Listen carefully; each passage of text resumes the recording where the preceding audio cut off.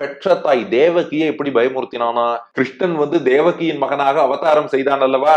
அந்த குழந்தைய பார்த்தாளாம் தேவகி.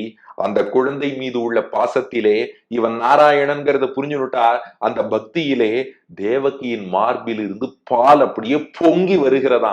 அவன் தாய்ப்பால் குடிப்பதற்கு யோக்கியமா எப்படி இருக்கணுமோ அப்படி இருக்கு. அதிலே பால் பொங்கி வருது. ரொம்ப கடுமையா இருந்தா குட்டி கிருஷ்ணனுக்கு வலிக்கும். மென்முலை என்னும் போது மென்மையாக இருக்கிறது. இளமுலை என்பதாலே பால் நிறைய சுரக்கிறது. கிருஷ்ணனுக்கு பால் கொடுக்க வேண்டும் என்பதற்காகவே அப்படிப்பட்ட மார்பகத்தோடு விளங்கினா. ஆனா என்ன பண்றது, கிருஷ்ணன் அவதரித்த உடனேயே நான் புறப்பட்டு கோகுலம் போறேன்னு போயிட்டான். குழந்தையா பிறந்தா இப்ப ராமாவதாரம்னு பண்ணார். கௌசல்யாவுக்கு மகனாக தோன்றினார். அவர் பாட்டுக்கு 2 கையோட ஒரு சாதாரண குழந்தை போல வந்துட்டாரோ இல்லையோ. கிருஷ்ணன் அப்படி அவன் தான் அவதரிக்கும் போதே 4 கை, சங்கு சக்கரம், அழகான தாமரை கண்கள், திருமார்பிலை மகாலட்சுமி, உந்தித்தாமரையில் பிரம்மா, இடுப்புல பட்டு பீதாம்பரம், கழுத்துல கௌஸ்துவமணி, தலையில கிரீடம், காதுல மகர குண்டலம் எல்லாத்தையும் அணிஞ்சுண்டு யாராவது ஒருத்தர் இவர் பெருமாள் இல்லைன்னு சொன்னா ஒத்துக்கவே மாட்டா.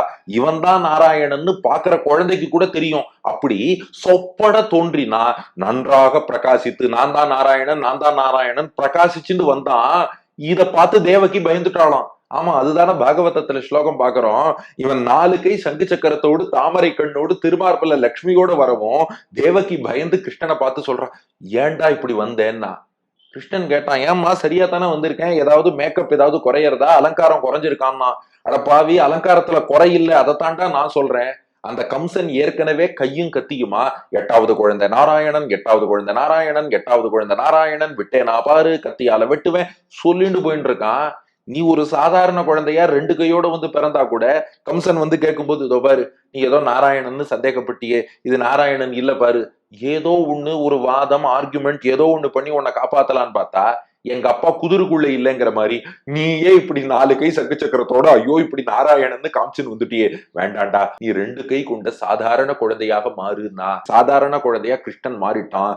இப்ப தேவகி சொன்னாலும், ஐயோ இன்னும் எனக்கு பயம் போகலன்னா இதையே சாக்கா வச்சிருந்தான். உடனே கிருஷ்ணன் சொல்லிட்டானா, பாரு பயமா இருக்கோ இல்லையோ, அதனாலதான் சொல்றேன், நான் இங்க இருக்க விரும்பல, என்னை கொண்டு போய் நந்தகோபன் யசோதை வீட்டுல கோகுலத்துல விட்டுடுன்னு சொல்லவும் அவ உடனே சம்மதிச்சிட்டாளாம். என்ன பயம், கிருஷ்ணனுக்கு என்ன ஆகுமோங்கிற பயம். இல்லைன்னா இப்படிப்பட்ட ஒரு குழந்தை கிடைச்சு யாராவது அதை விட்டு அனுப்புறேன்னு சொல்லுவாளா?